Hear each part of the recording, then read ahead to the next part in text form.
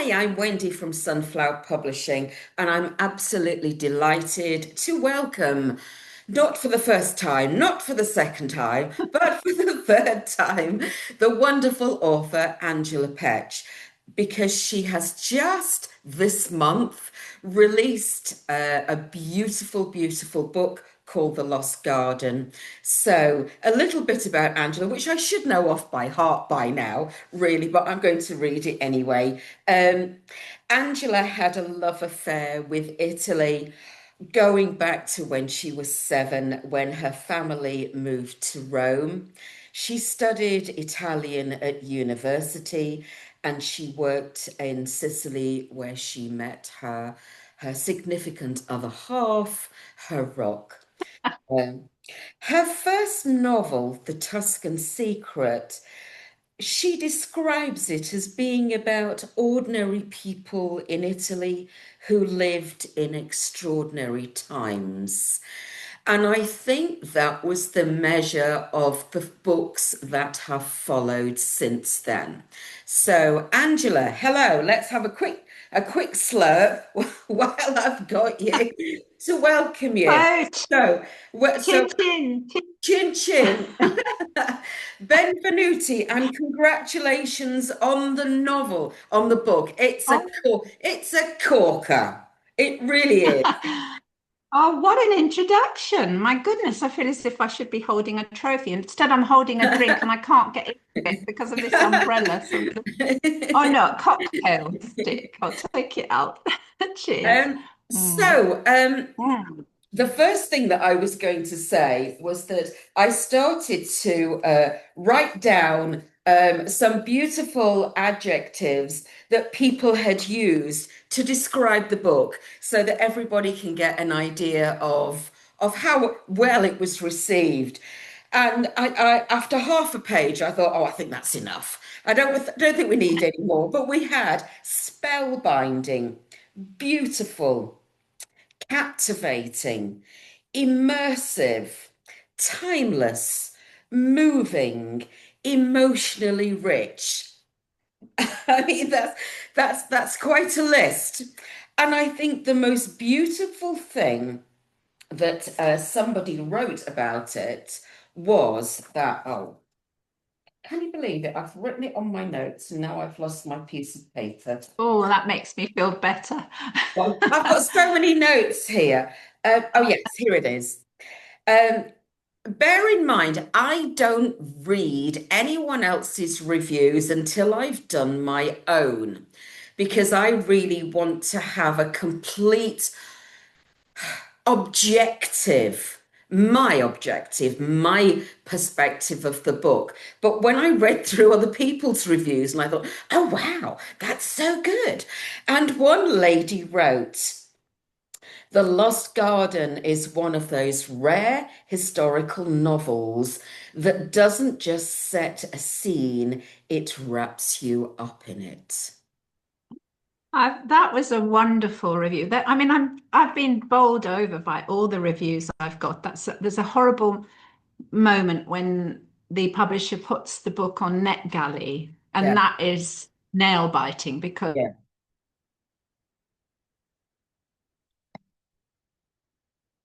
you don't know how it's to be met. And that was so gratifying. I said to my husband, if I don't get any more reviews, that is just wonderful. And I felt worried about this one because it's slightly different from my normal. I mean, I have written again about World War II.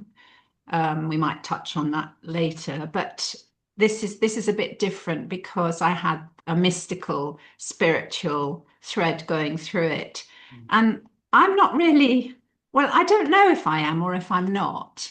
I I've never experienced anything like that myself. I know people who have, and I was worried that people would think I was loopy, but I lost my own mother at quite a young age, and there are moments when I think, oh, I think she's pleased about that, or she wouldn't be pleased about that. I sort of have got this belief that there is an afterlife.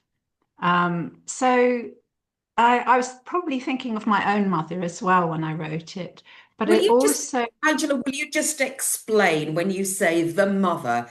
Just okay, explain, give us the name and all right.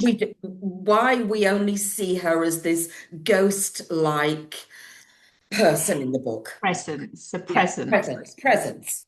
Right. Well, we learn quite early on that the main character, Tina, short for Ernestina, which her strict father prefers her to be called, um, is an orphan, well, not an orphan because she has her father, but she's motherless. Her mother died in childbirth. But the mother is never spoken about at all. It's a taboo subject, even with Tina's nurse, come housemaid, come housekeeper, cook. She doesn't talk about her mother. Her mother is called Fiammetta, which means a little flame in Italian because she has very red auburn hair, which also Tina has. And Fiammetta appears very early on as a kind of spiritual presence, and you immediately, hopefully, get the message that she's a benevolent spirit. She's a benevolent being, and she won't rest until she understands that her child is going to take the right path Mm. and not be subjugated really by her father.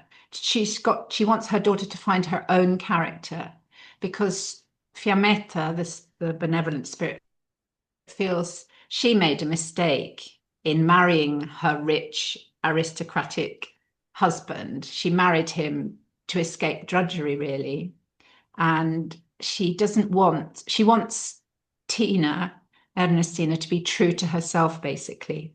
Mm. And that's something my mother always used to say, to thine own self be true. You have to be true to yourself. I think And that's so, lovely. I'm sure we all have we all have a connection with family members who've passed over.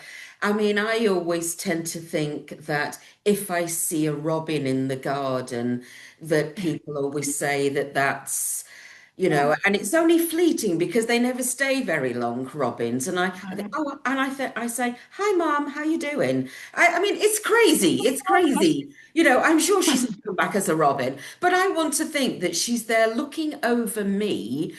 yeah. And you absolutely nail this in the book. You know, Oh, you are very sweet. Actually, I have a robin that recurs throughout the book, and I hadn't realized that that was a symbol yeah, of what happened to us when Morris's mother, Italian mother, died only, well, less than 2 years ago. When we were putting her ashes in the tomb, this butterfly appeared and went into the tomb where they put the ashes. And we all felt really a little bit comforted by that. And every time since, any family member has gone to visit her in her grave, in her tomb in Italy, because they have a family yeah, tombs, don't yeah, they? yeah, There's yeah. been a butterfly somewhere. So I don't know. It could be a coincidence. You could be reading too much into it, but I like to think there is a bit more. Absolutely. And I think it's a wonderful thing to believe. And it's a really lovely starting point. So let's go right back to how this book was created in the wonderful imagination that is Angela Petch's. How do you get to these people, these places? Well, my other books have all been based on family members, really, or a family story. But I didn't have a family member really in mind. I suppose thinking about it now, my mother probably influenced it, but in the most nebulous way. I mean, I've written a story about my uncle who was in the RAF. I've written a story about Morris's grandfather, Italian grandfather, who saved the lives of Jews. My first book was really based on my mother-in-law's own life, stretched a little bit. So actually, I wanted to write a story about the castle that's quite near us that's always appealed to me. It really is like a childhood illustration for a child's book. And I haven't been able to get hold of a photograph of it in the mist. I have taken one in the past, but my photographs are in such a mess. It looks mysterious in all seasons, and it kind of looms over the town. And it was closed for years and years and years, and I always wanted to go and visit it. I walked around the town, and so I think that was the inspiration, the actual building. And when it eventually became possible to visit, I was so disappointed because it's like a bit of a theme place. It's got cut out figures of Cinderella and lots of fairy tale characters beamed onto the walls. And there was nothing at all about the history of the castle. Only on the internet did I find the date when the first castle was there. In the Proloco, the tourist office, they didn't have anything about the Second World War because I wanted to combine the Second World War. So I had to invent my own story. That's why I haven't given the castle its real name, and I haven't used the real name of the town because Shall it we has have, happened in. oh, Sorry. shall we have a look at the castle? Shall we have a look at the photo? Oh, I mean, yes. if we just sort of tell everyone that's listening, um, French castles tend to be, well, they're chateaux and they're dreamy and they're romantic and they're so beautifully sexy, aren't they? Whereas Italian castles have almost a Gothic Germanic look to them, perched on a ledge somewhere. You know, Well, you they were used as defensive well, positions because exactly, Italy exactly, and you was such a new country, and sorry, I'm interrupting exactly, you, but Italy was divided into so many yeah, states, sure, and you and there was expect. yeah. It's the sort of castle that Rapunzel would have lived in, you know, isn't it? Now, let me just hopefully we can do this. We have had a quick trial run. So let me share my screen with You're you. very clever. I would probably show a picture I shouldn't show if I did this. My mistake. Well, hopefully Oh, not on so this computer. Right, there let we me go. start that from the beginning. Yeah, Right, oh, there we go. let's move forward. Oh, here's just a picture I just put on as an introduction. That's I I lovely. I love the cover. I think that the cover, I mean, a fountain, you've got aeroplanes there, you've got a Tuscan countryside view, you've got the mountains, you've got roses growing round, a door. It's a quintessential lost garden. Um, Mm, but everyone, I think, as we said earlier, didn't we, Angela? Everyone yes. has an imaginary sort of vision of how they think a lost garden would look like. And I think most of us did say in our reviews, well, if you've ever read, you know, the Yes, I know. Secret Well, actually, Garden, the Secret the Garden Secret was Garden. I read when I was 10 Yeah, I was going in to Italy. I'd actually say. fallen over, hurt my leg, and had Right. stitches. And my mother gave me this book, and I was just transported. So, Yeah. although everybody says it's a lovely cover, I would have liked something a little bit more mysterious. But that's the thing with going with a publisher. They know how the marketing Oh, works. absolutely. That's Absolutely. why there's I the like it. I symbolic like it. I mean, aeroplanes. you know, it's a lost garden, so Yeah. we don't we have to use our imagination. And for those of us that have read the book or seen the film, you know, you've got this you know, overgrown. You can imagine Yes. what it looks like. This was just my interpretation from a Canva picture that I had. Lovely. I like it. Right. So, and th let's move on. Right. So tell me what All this right. is. Okay, this is actually inside one of the rooms in the castle. The real castle is in a town called Sant'Agata Feltria, which is in on the edge of Tuscany and into Romagna. And it was it's been turned into a place where fairy tales are illustrated for children or for anybody else. And you walk into the castle, and there's this big sign up saying "Tutto è fiaba," which means everything is a fairy tale. So that kind of gave me permission to do what I wanted. But Okay. I'd gone in because I wanted to see what the rooms were like, where my characters would have lived. And I was met with this kind of Disney World type exhibition. Okay. But Right. I like that picture because it is a bit mysterious, and there's a Yeah. door there, and there's secret and magic sort of quality. But that was to illustrate a story Yeah. about the talking tree. So that was just to show what the castle is like. And there was nothing about its history whatsoever. So Bizarre. it was strange. Mm. Oh, and this is walking outside the castle. You walk up that slope in the distance to get to the castle. And I just thought, actually, when I took that photograph, a lady shuffled across in her slippers into that door, the brown door there. And I thought, gosh, that's where one of my characters is going to live, and she's going to be a housemaid. And so I immediately started thinking of these characters. It was uncanny. And then I don't know whether I've given you a picture of the cat, but I No, walked no, that her was on. Yeah, I didn't know whether to include. I saw that this up. afternoon actually on a blog that you did. No, Okay. I didn't have a picture of the cat, but just No, talk I us should. through the cat thing. Where does the cat Okay. Well, come in? I walked further up, and Yeah. I was with my husband. It was a lovely sunny day, and the swifts were screeching, and it was just very picturesque.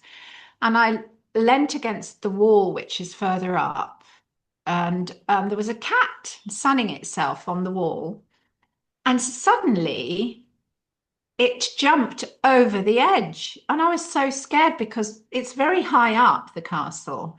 And I thought, gosh, it's what's happened? I should have stupid of me, really, because cats are very agile, and it was just sitting on a ledge, cleaning itself. And the ledge was very narrow. And I thought, gosh, I wonder where that ledge goes to. And then the idea came for a garden, because there isn't a garden in the castle. So I thought, well, there could be a garden there. And it was just funny. All these ideas started tumbling in. I have got a very vivid imagination. My husband Imagination. is all I think that's a beautiful view, and yeah, I love that. Right, the yeah. castle. This is gorgeous. I think that you can just about see the reflections of some of the metal cutout figures that they've put in front, which are supposed to be, I think there was Red Riding Hood and a wolf, but yes, it is. It's very solid, isn't it? And Yeah, there's lots of absolutely. windows Yeah. and a tower where I decided that Tina would have her room. That's her room where she eventually plots out her hunt for somebody. I won't give it away in case people haven't read Haven't it, read it but yet. that was her bedroom, and it gave her a view of the countryside. But you can see that she was actually not exactly imprisoned by her No, father, no. but very confined and Yeah. very, very Controlled. protected. Controlled. She didn't mix with young people, and she There, had governors. there was also a review that I read that, I mean, I didn't dwell too much on Tina's father, but someone Mhm. else in their review said that, yes, he was a very misguided father. He controlled her because I think, why would he do that? He didn't really want to open up anything of the past at all, did Mhm. he? No, it Um, was, yeah, he didn't want her to turn into her mother. exactly, Her mother exactly. was a bit of a wild, free A spirit. wild card. And Mm. this lady in her review said that although, he's kind of the villain of the day, he was a product of his time in that, yes, he had privilege, but there was a fear there. There was a fear that just as a shadow that came over Italy during the war anyway. but even the privileged still had a fear of had they picked the right side? Yes. Well, it was very difficult in the war. I mean, that you still, there are reverberations still. I mean, some people, you cannot talk against Yeah, Mussolini no, because he's revered by some people. yeah, I've seen little museums, especially where he was born in Predapio, is yeah, almost like a shrine because he did do at an early stage a lot of good for Italy. And and if you were critical of him anyway, you got exiled. yeah. You were sent to the back of beyond and down to the south, dare I say, Campania in Italy. Um, and yeah, I know somebody whose father was very critical of Mussolini, and he escaped to Japan and was then imprisoned with his family. So it was difficult. It was a bit Yeah. like being in a civil war for Yeah, yeah, Italians. I'm sure. And So we yeah, have the Count living in the castle. We don't seem to have too many members of staff other than the Allegra, the yes, housekeeper, hmm who had been Fiametta's friend and housekeeper also. yes, So there's a yes, history there.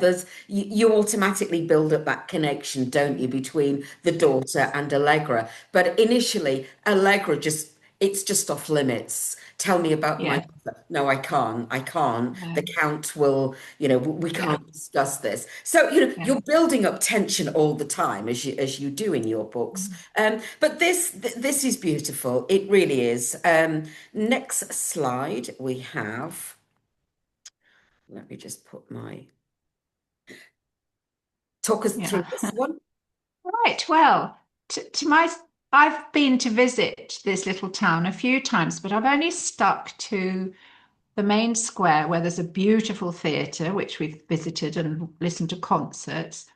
But I went here recently, even after I'd written the book, actually, with Morris, and we spent a whole day wandering around. It's not very big, and I found a back road, and that gave me this view of the castle. So um, it's not what you see when you're driving in Yeah. from it on the main road, which isn't really a main road. It's a winding country road.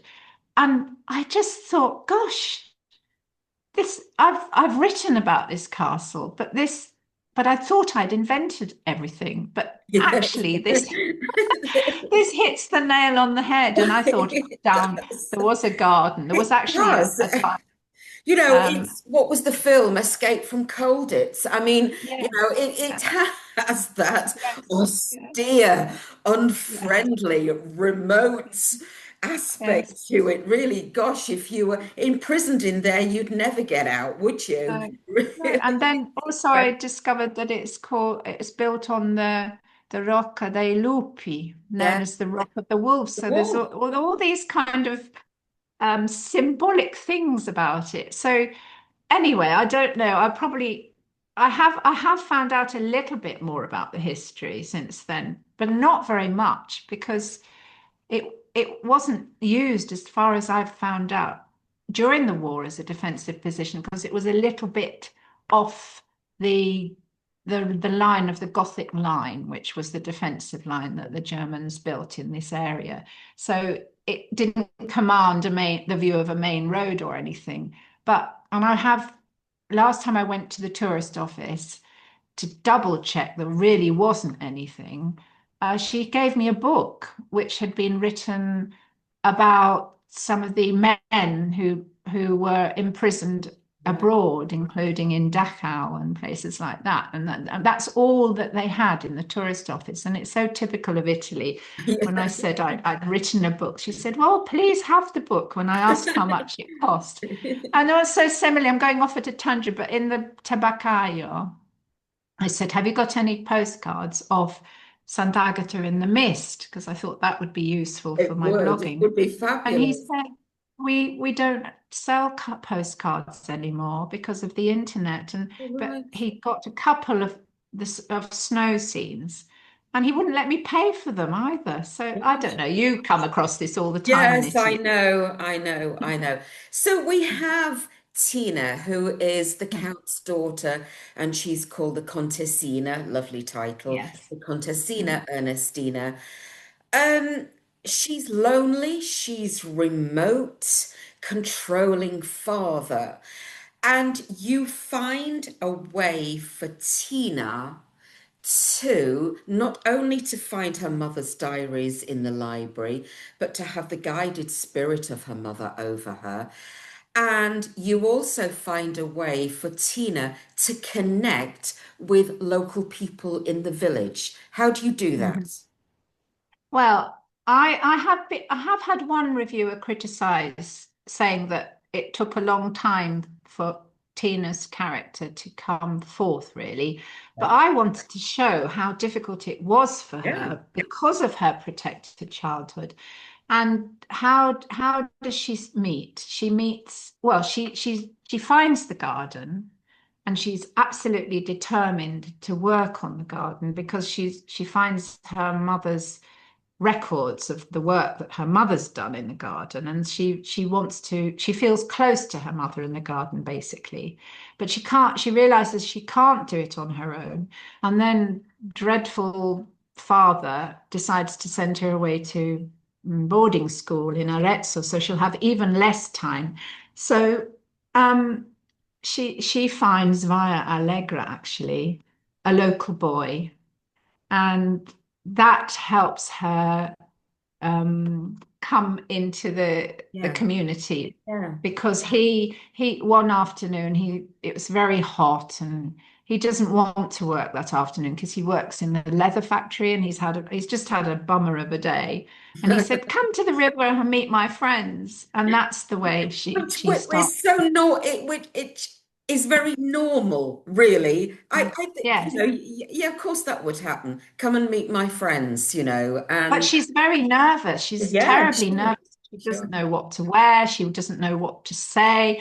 And he laughs at her and says, well, what do you have to say? You just have to be yourself. But I suppose in a way, what I was trying to show was that she didn't know who she was. She didn't know what her self was. So she kind of discovers herself via these other young people.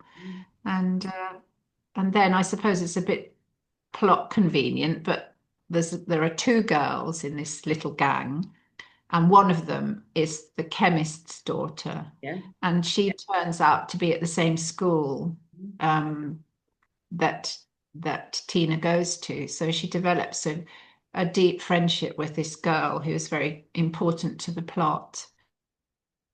Yeah. So Right. and then Let's. there's the other characters who aren't as, that she's not as close to, but yeah. This is Angela in a beautifully garden-like dress with her flat flowers on it, which is really beautiful. And we'll just finish this with the other books that Angela has done for anybody that wants to continue their journey with the Angela Petch, The Tuscan Secret, Tuscan Memory, Tuscan Girl, Tuscan House, Postcard from Italy, Sicilian Secret, and The Girl Who Escaped. The Oops. girl who escaped. Right, so let me Okay. stop sharing that and we'll go back to. So, Mm. moving on from that, then, um, what I wanted to know really was, did you have an end? Well, did you have an ending as you started this? And I ask this because the book starts at the end. And as a reviewer, I think a few of us reviewers really likened the end to, well, one lady said, oh, it's like Traitors. I don't know if you've ever watched Traitors, Angela. It's like I Traitors. haven't, but I know. You're going Okay. to now. It's like Traitors when you find out who did it at the end. For me, it was like an Agatha Christie scene where Yeah. everybody who might have been the whistleblower is gathered together, and Mm. it's a really great way to start a book because the hook is there. We're at the end. We've got everybody who might have been the one that told the Germans where the Mhm. partigiani were, might have been responsible, and Tina is going to try and get this information out of them. And I never saw it Mhm. coming. I never saw any of this Didn't coming. you? No, I didn't. I really didn't. Oh, So you start at the right. end of the book, and then you don't know who it is. And then we go back to the beginning. How much of that was managed, an idea, something that you'd seen before somewhere? Well, well, I suppose I like whodunits, but nowadays when I watch whodunits, I fall asleep. And I never, and I get so anyway, that's no, I was a bit, you said that Agatha Christie, it was, yeah, that was an idea I had, Right. like the to have all the characters together Yeah. like she does. And then I Yeah. worried that that was copying, but then um I think there are only about seven stories, aren't there? There's supposed to Where be. that So it's happens. my own version of. Yeah. I wasn't totally sure who was going to be the traitor at the beginning, and and then I decided who it was going to be. But I wanted to um, drop some red herrings. I Yeah. think it was quite difficult. I was very conscious that you can't dupe the reader. No. You can't just suddenly give information that wasn't hinted at in the book. Right. So I enjoyed doing that, but I wasn't totally clear at the very beginning how it was going to end, I Yeah. have to admit. Yeah. No, And no, I didn't I see had it coming at all. I was really, I'm not going to say anything. I was really quite no, surprised. And it's a well, different path for you as a writer, isn't it? And this is something I yeah, want to yeah. ask you about. When you have a series now, and you do, of successful historical novels, Mhm. you've set the bench for the quality. This is, and your style, everything. How much pressure do you feel to deliver yet another book, but Oh, different? well, this is you've I don't know, you must be inside my head at the moment. I feel that if I'm not careful, I'm going to become very formulaic. Okay, right. Oops, I've lost Angela. Yeah, yeah. Angela, can't hear you now. Angela. Yes. Oh, yeah, I can. Go on. Okay. So I don't know what it's telling me I'm unstable. I know that Yes, it already. is a little bit. Me too, Angela. Okay, so I don't know what you just heard. Maybe it No, was just my repeat publishing it for us, language. please. Just Okay, repeat that. well, I wanted this book to be a bit different because I have this horror terror of becoming formulaic, and I'm not a spring chicken. I I don't have to write um, in order to earn an income, so I'm very lucky. I'm a pensioner, not with a very big pension, but so I don't want to be writing books just to sell. Um, and so I am having a little break from my World War II novels. Mm. I'm not quite sure what I'm going to do next. So I have a vague idea, a couple of vague ideas, but I reached the point where what you said, how much pressure is there? I just felt too much pressure so that I wasn't enjoying it. And actually, last year, my husband said to me, you're always writing. It would be really nice to spend more time together. And we've got a couple of friends that we've just lost, and so I need for my own headspace and I for know. him to have a bit of a break. I will never not write anything else, No. but I was thinking the last time when I came to see you in Abruzzo, since then, which was 3 years ago, since then I've written three more Yeah. books. So um, And I know some people write four in a year. I couldn't do that. So really, I'm rambling on a bit, No, I but understand what you mean. It's because you are who you are.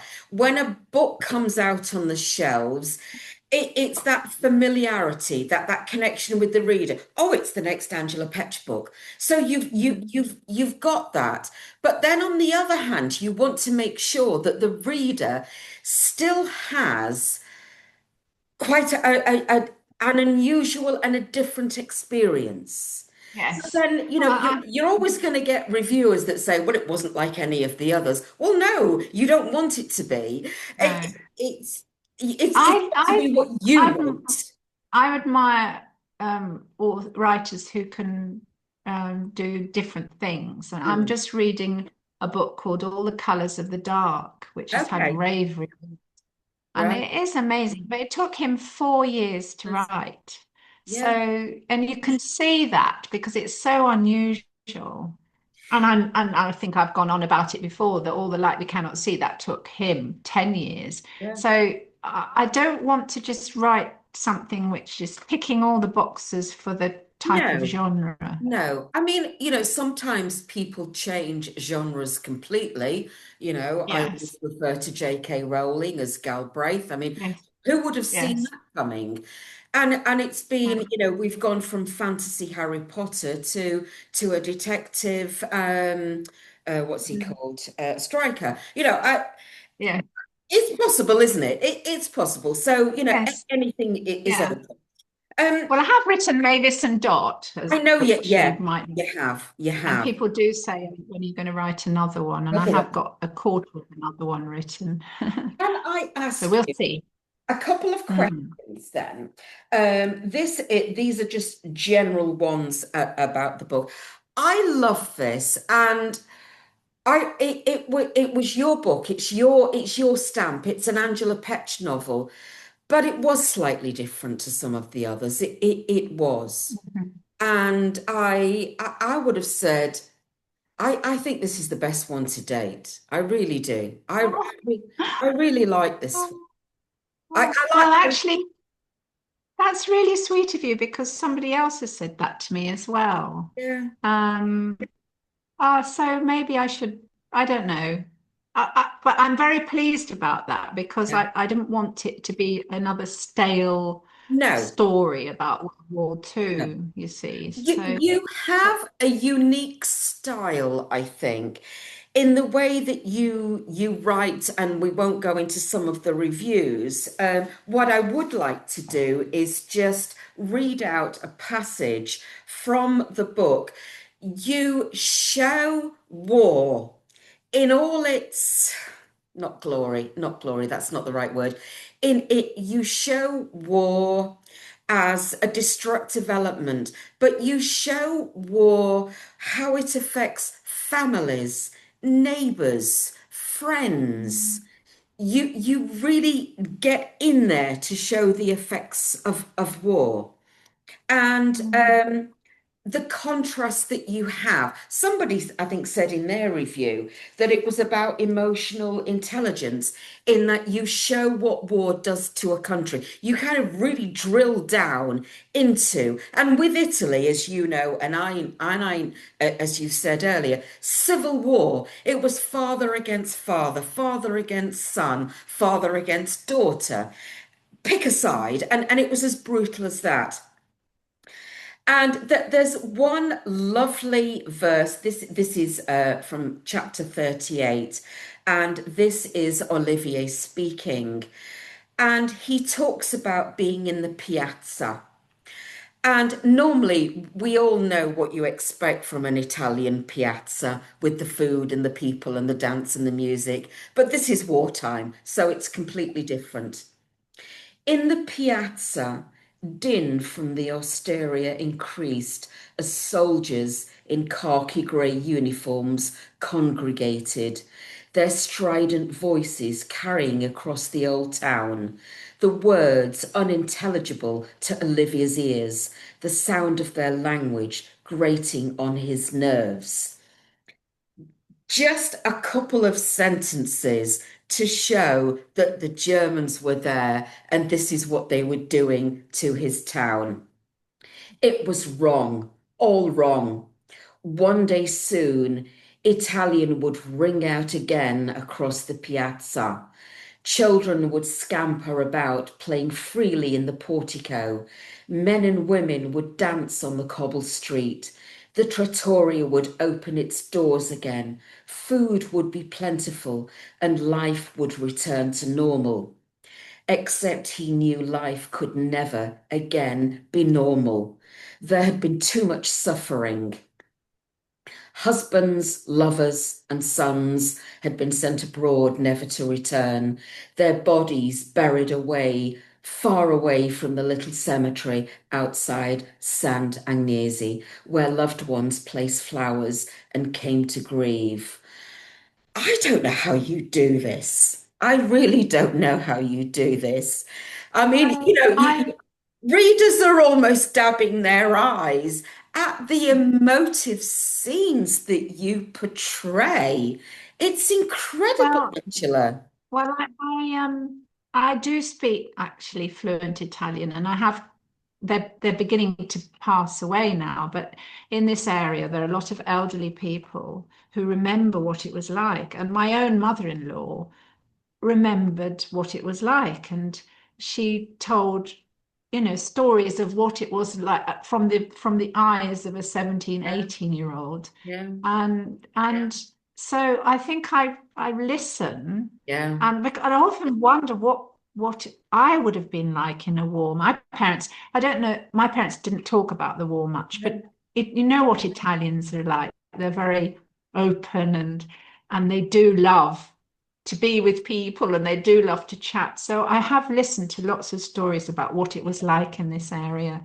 And so part of that has come through my writing, I suppose. It's incredible. Um, It yeah, really I mean, is. Morris's mother, and we didn't, our parents, and because I'm older than you, but they weren't in an occupied country. Italy was occupied, and so I just imagine the fear. I mean, Morris's mother t told us stories of what it was like living in Urbino, where the Germans were posted, where they lived opposite, where when her own father brought a partisan home to shelter him in their flat, and they knew that the Germans were living opposite and could have seen it. I mean, But the fear the is just fear. incredible, incredible. Mm. It really is.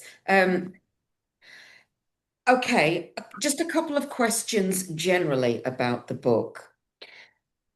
How many drafts did the manuscript go through? A little Oh, bit it's of very insider thorough. writing here.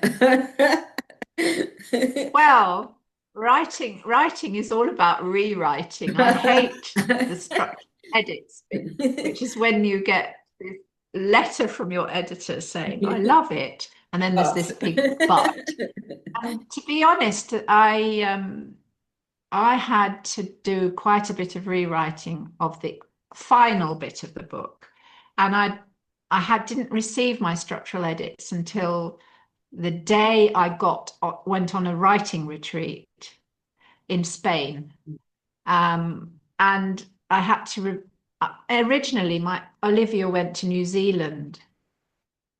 Well, he did go to New Zealand, but I had a great long description of that. okay, And then it didn't also work. I had Tina going to England. I had Tina Yeah. going to Oh England wow. and Oh wow. going to the McKindo Oh Centre wow. to have surgery. And I got told, really, we want it to stay in Italy because your story is in Italy and we don't want the reader to be dragged away. So I had a great rewrite and a great panic. And the person who calmed me down was, she's known as Rosanna Leigh, the Yes, author yeah, yeah. I've Rosanna heard you Leigh. mention her. Yeah, sure. She was absolutely brilliant Yeah. and calmed me down. And so, yeah, you book writing is about rewriting. Yeah. You Yeah. think you've It's finished and you ongoing. haven't.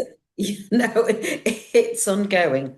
Um, which character would you relate to the most? Would that be Fiammetta? In relate to in that I identify myself with Yeah, her, or yeah, yeah. well, I think there's a fair bit of Tina in me, Okay. in that I had a very, Bit of a very rebel. protected. Bit of a rebel, Angela. I had a very protected childhood, very protected, and it took me a while to find Break out. myself. Probably found myself Break in a. out.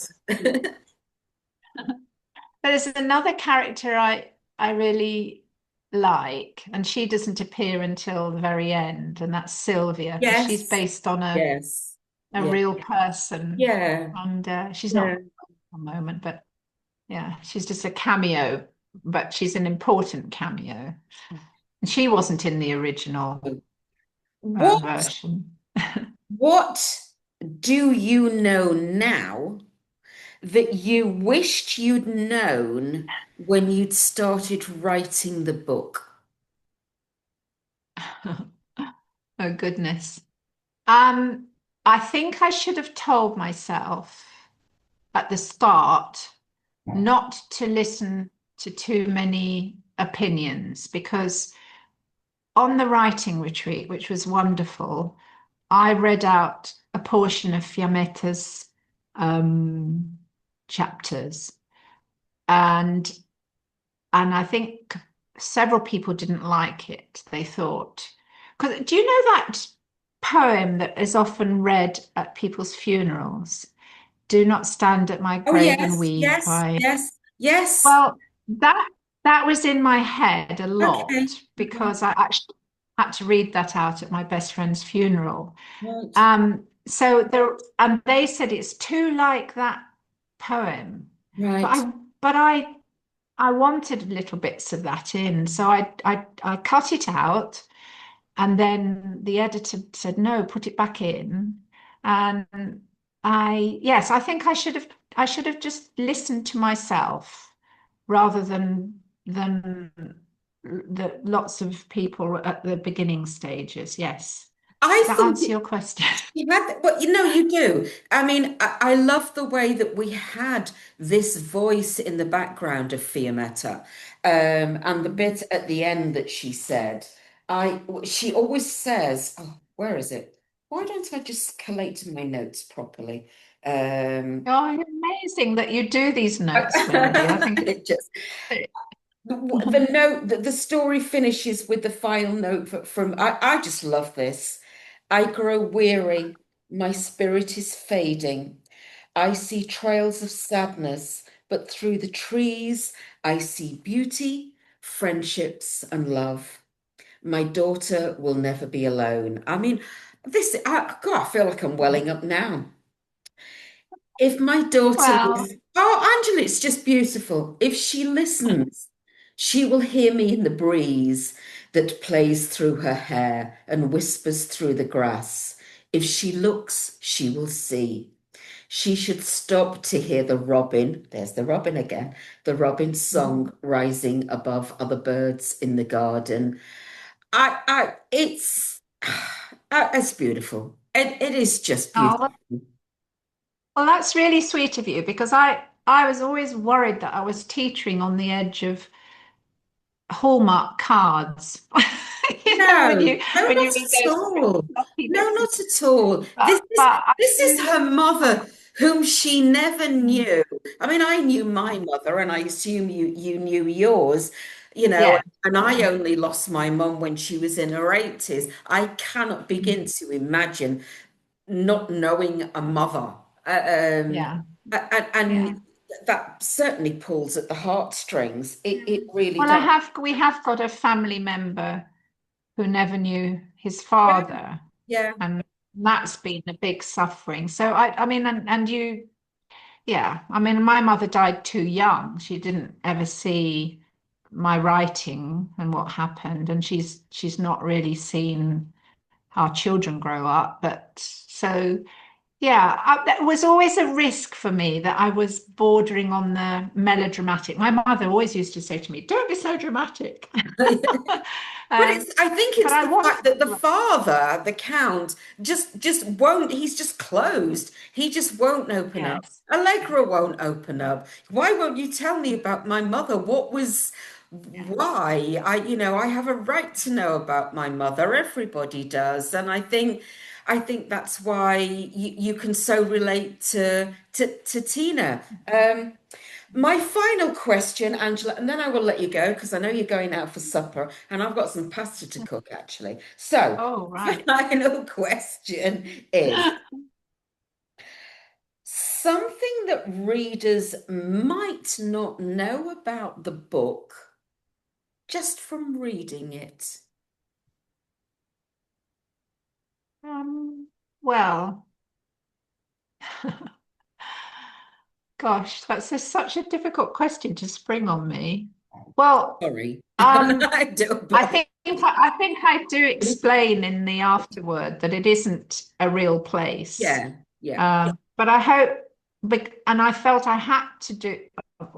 Part of me wishes that they think it is real, but it yeah, is based on a real place. But I had to do that because one of the readers of my early books, who still follows me, came all the way to our district to look for one of the villages that right, I describe in the book and wrote to me and said, but there's nothing there. Because so um, I'm trying to say it's not a real place that I've no, written about, but it is based on a real place. So yeah, don't go and look for okay, it.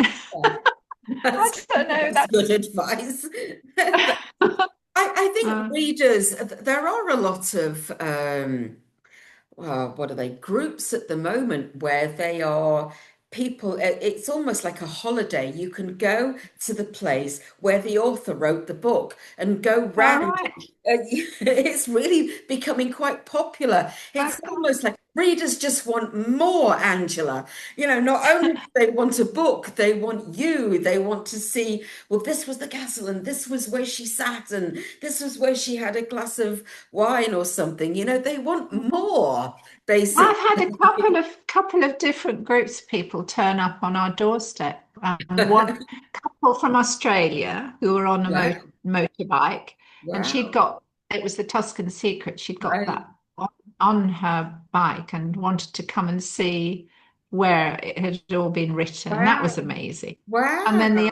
the other ones were four Italians who stood at our gate because we're by the river, and that often happens that people come and don't know whether they can come down to the river, which they can.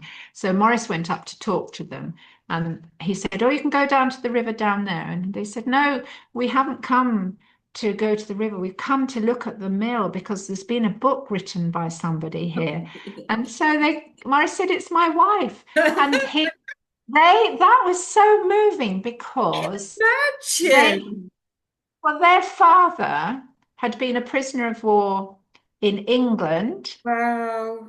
My book sort of made them think about that. And they'd actually been to Yeah. England and found Yeah, prison. listen, when you want the tour, just tell me. We'll organize it when we do the tour of all the Angela Petch's books.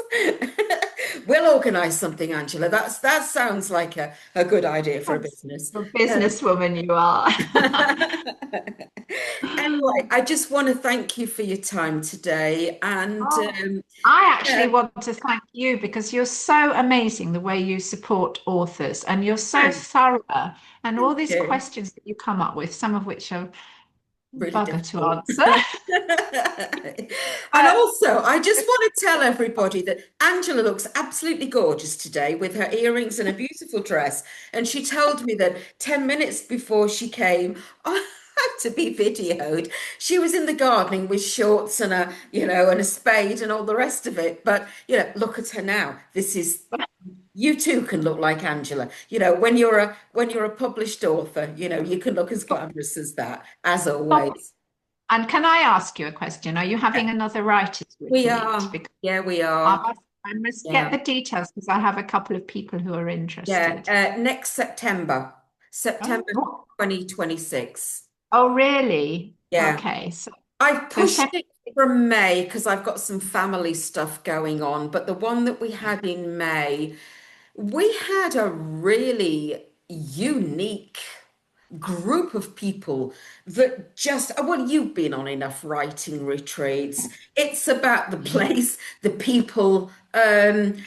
and how they come together to support Dynamic. each other. Yeah. Yeah, you can't make that happen. It just happens.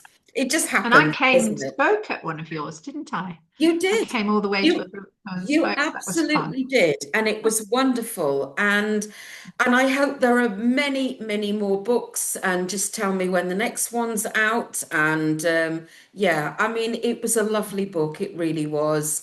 It Oh, had thank you.